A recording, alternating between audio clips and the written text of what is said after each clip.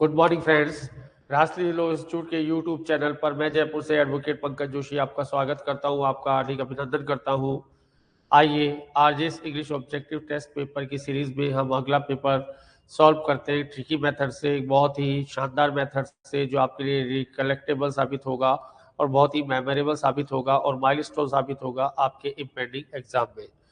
आइए question solve करते हैं। सबसे पहले जो हमारा क्वेश्चन आएगा वो देखिए क्या कहता है। आपका जो पहला क्वेश्चन है वो है सिनोनिम के लिए, कि हमको सिनोनिम ढूंढने हैं, हमको जिसे कहते हैं कि सिनोनिम ढूंढने। यहाँ पर सिनोनिम क्या कहते हैं देखिए, आपको पर्यायवाची ढूंढने बहुत अच्छे से।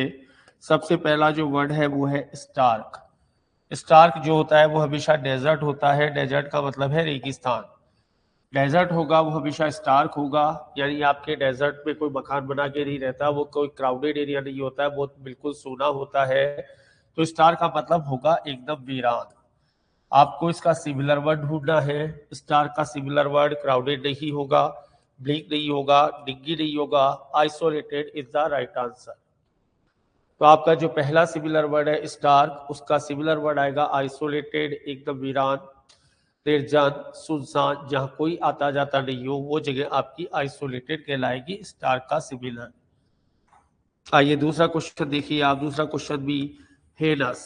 हेनस का मतलब है, मतलब से पहले आपको एप्लीकेशन देखनी है। जैसे क्राइम हो गया, रेप जो क्राइम है, या जो आपका सेल स्पूरियस घी है, वो आपकी हेनस क्राइम्स है, बहुत ही घिनौना, विवश, घृणित। हिंदी मतलब होगा हेनस का घृणित हो गया, विभत्स हो गया, घिनौना हो गया। आपको इसका सिमिलर वर्ड ढूंढना है। इसका सिमिलर वर्ड आएगा ओडियस। ओडियस का जो जस्ट सिमिलर वर्ड है वो हेनस। हेनस का जस्ट सिमिलर वर्ड है ओडियस। ओडियस का मतलब भी विभत्स, घिनौना, और आपका जिसे कहते हैं कि हेनस। नेक्स्ट क्वेश्चन की तरफ मूव करते हैं हम। थर्ड जो क्वेश्चन है वो है हमारा टायरो। टायरो क्या करेगा, एप्लीकेशन देखिए आप। एक वकील है, उसको 302 का मर्डर केस दे दिया जाता है। वो उस केस को बॉच कर देता है, बिगाड़ देता है, क्योंकि वो जो वकील है वो आपका टायरो है।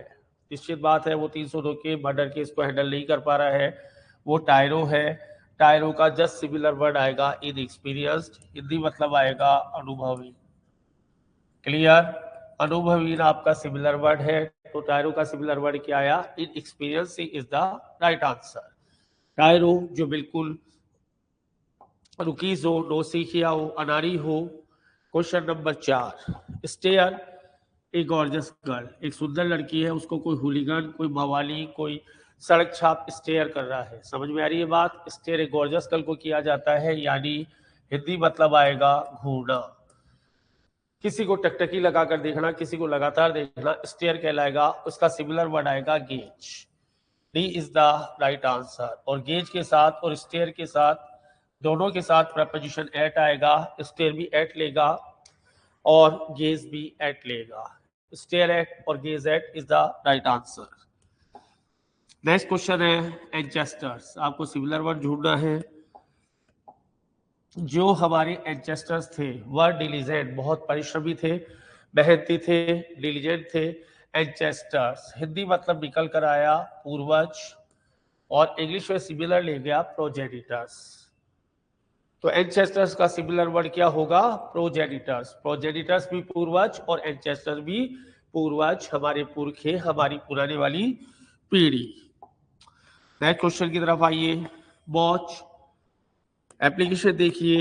ए case of murder by inexperience lawyer. अभी वो पुराने वाली बात, एक मर्डर का केस है, 302 का मर्डर केस है, वो एक टायरो डॉक्टर को दिया, उसने केस को बोझ कर दिया, यानी बिगाड़ दिया। तो यहाँ पर आपका सिमिलर वर्ड आएगा spoil. B is the right answer. इसकी जो सिमिलर फ्रेजल वर्ब होगी वो होगी स्क्रू अप। स्क्रू अप का मतलब भी कोई काम बिगाड़ देना, कोई केस बिगाड़ देना, कोई ट्रीटमेंट बिगाड़ देना। स्क्रू के साथ प्रपोजिशन अप आएगा और इसका मतलब भी होगा बिगाड़ देना। तो यहाँ पर वॉच का जो सिमिलर वर्ड है वो है स्पॉइल। Next question excessive. समुद्र में या ओशन में जो वाटर होता है वो एक्सेसिव होता है, यानी अधिक होता है, अत्यधिक होता है, बहुत ज्यादा होता है। हमें सिमिलर वर्ड ढूंढना है। सिमिलर वर्ड आएगा एग्जॉर्बिटेंट। तो फ्रेंड्स याद रहेगा, एक्सेसिव का सिमिलर वर्ड है एग्जॉर्बिटेंट, एग्जॉर्बिटेंट का सिमिलर वर्ड है excessive. C is the right answer. Next question, denounce. आपका क्वेश्चन है डिनाउंस। किसी का भी बैड बिहेवियर है, किसी का भी बुरा बिहेवियर है, तो लोग, जनता उसको क्या करेंगे? डिनाउंस करेंगे। उसको कोई अच्छी बात तो करेगी नहीं। डिनाउंस का मतलब होगा बुराई करना, किसी की आलोचना करना। Criticise is the right answer. तो डिनाउंस का सिमिलर वर्ड क्या आया? क्रिटिसाइज। बुराई करना, किसी को कंडेम करना, किसी को सिलेंडर करना। एरोगेंट, जो रिच पीपल होते हैं वो जनरली एरोगेंट होते हैं, यानी घमंडी होते हैं। रिच पीपल होते हैं वो घमंडी होते हैं, तो इसका सिमिलर वर्ड आएगा स्वेलन हेडेड। ये भी एक फ्रेज है। स्वेलन हेडेड का मतलब है घमंडी इंसान। जो इंसान घमंडी हो वो स्वेलन हेडेड होगा। एरोगेंट का सिमिलर वर्ड यहाँ पर फ्रेंड्स क्या आएगा? Swollen headed. नेक्स्ट क्वेश्चन की तरफ मूव करिए।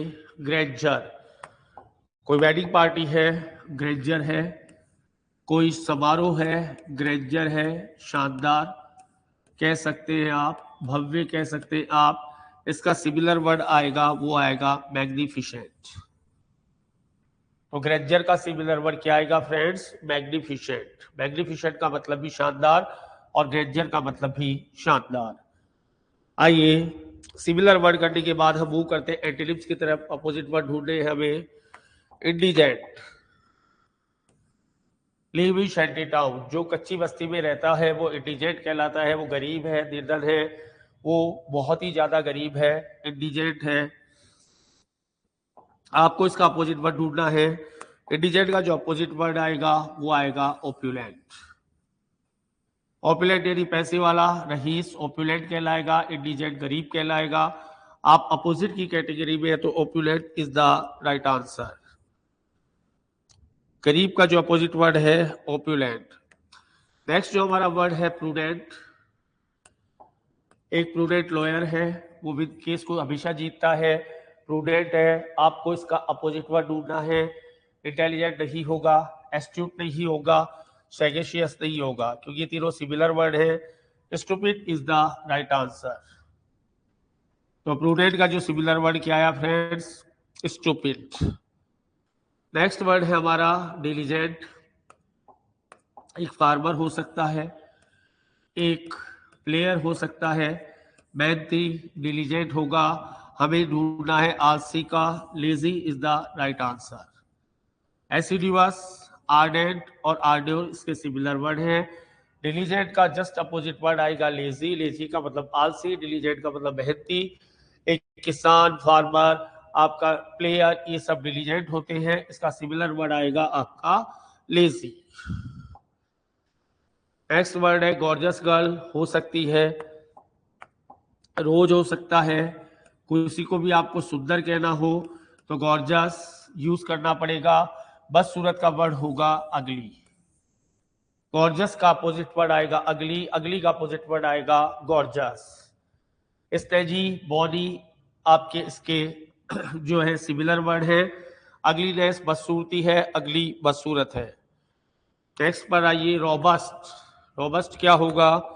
मजबूत। प्रजातंत्र होना चाहिए, इकोनॉमिक्स होनी चाहिए, इकोनॉमी होनी चाहिए, हमारा प्रशासन होना चाहिए, सबके सब रोबस्ट होनी चाहिए। अपोजिट वर्ड आएगा weak is the right answer.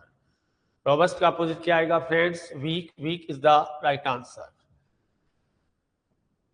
आइए हमारा नेक्स्ट क्वेश्चन जो मूव हो रहा है वो अपोजिट के लिए डिस्कस करने जा रहे हैं हम। देखिए टाइटैनिक शिप, जो शिप होता है वो टाइटैनिक होता है, यानी विशाल, बहुत बड़ा, टाइटैनिक है। आपको इसका अपोजिट ढूंढना है टिड्डी। टिड्डी यानी बहुत छोटा, बहुत सूक्ष्म, टिड्डी कहलाएगा। टाइटैनिक आपका विशाल कहलाएगा। तो टाइटैनिक का अपोजिट वर्ड क्या आया फ्रेंड्स? टिड्डी आया। नेक्स्ट क्वेश्चन की तरफ मूव करते हैं हम। लेमेंट, किसी के यहाँ पर कोई डेथ हो गई, किसी का जो है कोई बुरी घटना घट गई, किसी के यहाँ पर लॉस हो गया, तो वो इंसान क्या करेगा? वो विलाप करेगा, वो क्रंदन करेगा, रोएगा, पीटेगा, विलाप करेगा, शोक करेगा। हमें खुशी का कोई वर्ड ढूंढना है तो खुशी का यहाँ पर जो वर्ड होगा बिकम हैप्पी। कोई पास हो गया, किसी की फर्स्ट रैंक आ गई तो हैप्पी होगा, और कोई नुकसान हो गया, कोई डेथ हो गई तो वहां पर वो लेमेंट करेगा। क्लियर एकदम। आइए नेक्स्ट क्वेश्चन क्या कहता है आपसे, बिनेवलेंट। जो लोग गरीबों की मदद करते हैं वो बिनेवलेंट होते हैं, यानी परोपकारी होते हैं। गरीबों की मदद करते हैं, जानवरों के प्रति काइंड भाव रखते हैं, अच्छा भाव रखते हैं, वो लोग बिनेवलेंट होते हैं।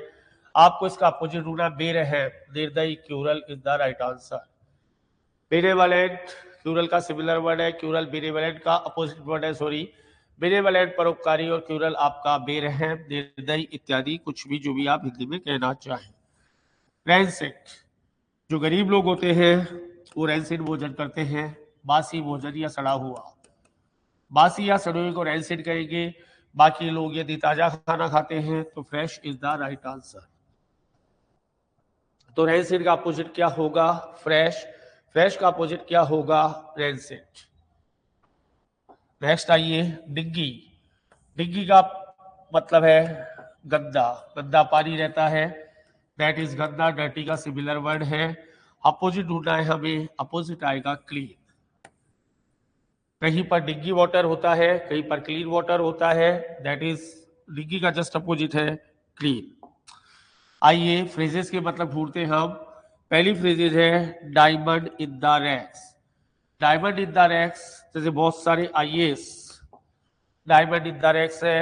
अत्यंत गरीबी के बावजूद कोई भी इंसान शिक्षा के क्षेत्र में टॉप नॉच पोजीशन प्राप्त कर ले, वो इंसान डायमंड इन द रैक्स कहलाएगा, जिसे आप कहते हैं गुदड़ी का लाल। गुदड़ी का लाल कहते हैं आप जिसे। यहां पर आपका आंसर आएगा C, get the higher post despite poverty. गरीबी के बावजूद जो इंसान उच्च पद को प्राप्त कर ले, संघर्ष करता हुआ बहुत आगे बढ़ जाए, वो इंसान कहलाएगा गुदड़ी का लाल, get higher post despite poverty. Next question है हमारा, between devil and deep sea. जो आजकल के यूथ है, वो आजकल के youth between devil and deep sea है, उनके समझ में नहीं आता वो डायरेक्ट जॉब करे या कंपटीशन की तैयारी करे। कंपटीशन की तैयारी करने में फायदा है या कोई प्राइवेट जॉब करने में फायदा है, उनके समझ से बाहर है। तो ऐसी कहानी कहती है, इधर कुआं उधर खाई, इधर कुआं उधर खाई। ऐसी कहानी आपकी बिटवीन डेविल एंड डीप सी कहलाती है। दो समस्याओं में फंस जाना, between devil and deep C, between two equal problems.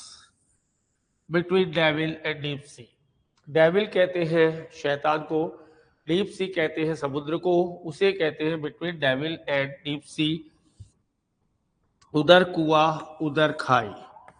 Eight stele pace, जो लेजी लोग होते हैं वो अपने कार्य को स्टेल पेस से ही करते हैं, यानी धीमी गति का कार्य। धीमी गति का कार्य एट स्टेल पे कहलाएगा। तो यहाँ पर बहुत स्लो स्पीड से काम किया गया हो, धीरे धीरे काम किया गया हो, वो एट स्टेल पेस कहलाएगा। तो स्टेल का मतलब एक रेप्टाइल है, रेंगने वाला एक जीव है जो बहुत धीरे चलता है। पेस का मतलब उसकी चाल। हमारे इंसानी जीवन में काम करेगा, धीमी गति से कोई कार्य किया जाए तो एट स्टेल पेस कहलाएगा। आइए मूव करते हैं नेक्स्ट की तरफ। इन द ब्लूज, किसी के यहाँ कोई नुकसान हो गया, किसी के यहाँ पर कोई डेथ हो गई तो इन द ब्लूज होगा, यानी गमगीन होना। क्या मतलब आएगा फ्रेंड्स इसका, बहुत ज्यादा गमगीन होना क्या कहलाएगा, इन द ब्लूज। यहां पर आपका आंसर आएगा इन एक्सट्रीमली सोरो। बहुत ज्यादा दुख में होना, बहुत ज्यादा गमगीन होना, बहुत ज्यादा शोक में आ जाना क्या कहलाएगा, इन द ब्लूज। यहां पर इन एक्सट्रीमली सोरो is the right answer. Just इसके अपोजिट में चलते हैं, क्वेश्चन नंबर 25। ऑन क्लाउड 9, किसी को सक्सेस मिली ऑन क्लाउड 9, किसी को बहुत बड़ा बेनिफिट हुआ ऑन क्लाउड 9, किसी को बहुत ज्यादा एक्सट्रीमली फायदा हुआ ऑन क्लाउड 9, जिसे कहते हैं सातवें आसमान पर होना, घी के दिए जलाना, अत्यधिक खुश होना। क्या कहलाएगा? On cloud 9। तो आंसर क्या ले रही है आपका? Extremely happy. A is the right answer. Next की तरफ मूव करिए। ग्रामर पोर्शन है आपका। क्या कहता है ग्रामर पोर्शन? देखिए, you should his house to rob his coffer. Coffer का मतलब तिजोरी, रोब का मतलब लूटना। शुड के साथ वर्ब की फर्स्ट फॉर्म आएगी। ठीक है, तो ये ऑप्शन कैंसल। और आपका बाकी सब में V1 है, लेकिन एंटर के साथ कभी इंटू नहीं आता है। ये 3 ऑप्शन गलत। Answer number C is the right answer. You should enter his house to rob his coffer. आपको उसके मकान में प्रवेश करना चाहिए उसकी तिजोरी को लूटने के लिए। शुड के साथ वर्ब की फर्स्ट फॉर्म और एंटर के साथ इंटू नहीं आएगा, ये बात आपको ध्यान रखनी है यहां पर। नेक्स्ट और आइए, I did stiff riddles before you.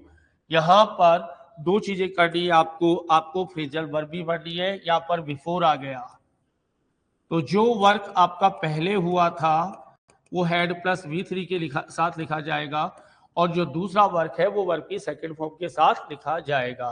तो हैड प्लस V3 के साथ आपको फ्रेजल वर्ब भरनी है, तो आंसर बी आएगा।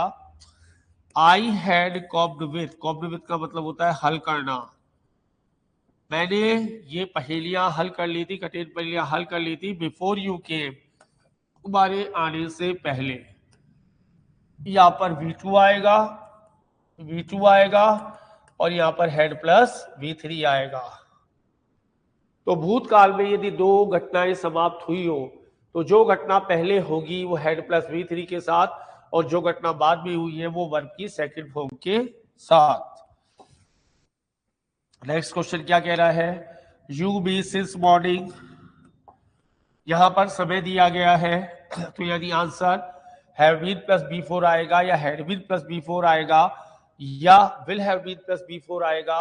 इसलिए सारे आंसर गलत, कोई आंसर यहां मैच नहीं करेगा। A is the right answer. You have been harassing me since morning. आप मुझे सुबह से ही परेशान कर रहे हैं। हैव बीन आएगा और हैरेसिंग आएगा। नेक्स्ट क्वेश्चन पर आइए। द स्टूडेंट्स नाउ, नाउ आ गया, वहां पर प्रेजेंट कंटिन्यूअस ही काम में आएगा, यानी आपके आंसर में इज MR B4 जरूर होगा। इसलिए देखते हैं, स्टूडेंट्स के साथ जो है इज MR B4 यूज करना है। नहीं हो सकता, नहीं हो सकता, ये पैसिव का सेंटेंस है, नहीं हो सकता। आर टीचिंग यहाँ पर आएगा। The students are teaching now. Students जो है अभी भी जो है पढ़ा रहे हैं, वहां पर आर टीचिंग यहाँ पर आंसर होगा। ए और बी भी हो सकता है, यदि हम उसको पैसिव में लेते हैं तो आर बी टोट भी हो सकता है। दोनों आंसर ठीक है। यदि पैसिव को इसके हिसाब से देखते हैं तो B is the right answer, और एक्टिव के हिसाब से A is the right answer. आगे देखिए, I my work yet due to my. यहाँ पर यट आ गया, जहां जहां पर यट आएगा हैज हैव के साथ V3 का यूज होगा। यट यानी अभी तक, ड्यू टू जो भी होगा कारण आएगा। तो यहाँ पर आई के साथ डिड नॉट नहीं आ सकता। हैव नॉट अकम्प्लिश्ड नहीं, तो टायर्डनेस। यहाँ पर हैड नॉट नहीं आ सकता। इसमें से और इसमें से कोई एक आंसर होगा। हैव नॉट अकम्प्लिश्ड तो आएगा, लेकिन ड्यू टू के बाद माई टायर्ड आएगा या टायर्डनेस। ये हमारी कहानी अभी बाकी है, इसलिए C is the right answer. I have not accomplished, मैंने अभी तक पूरा नहीं किया है मेरा कार्य मेरी थकान के कारण। सी इज द राइट आंसर। तो फ्रेंड्स, ये था हमारा इंग्लिश का आरजीएस का ऑब्जेक्टिव पेपर, जिसको हमने बहुत मैथमेटिकल अंदाज से सॉल्व करने का प्रयत्न किया है। उम्मीद है आपको ये प्रयास, ये अटेम्प्ट पसंद आया होगा। बहुत ही मैथमेटिकल ट्रिकी वे में हमने पेपर को सॉल्व किया है। आपको ये प्रेजेंटेशन कैसा लगा, इसके बारे में आप राय दें। इस चैनल को लाइक करें, सब्सक्राइब करें, शेयर करें, कमेंट करें। Thank you very much.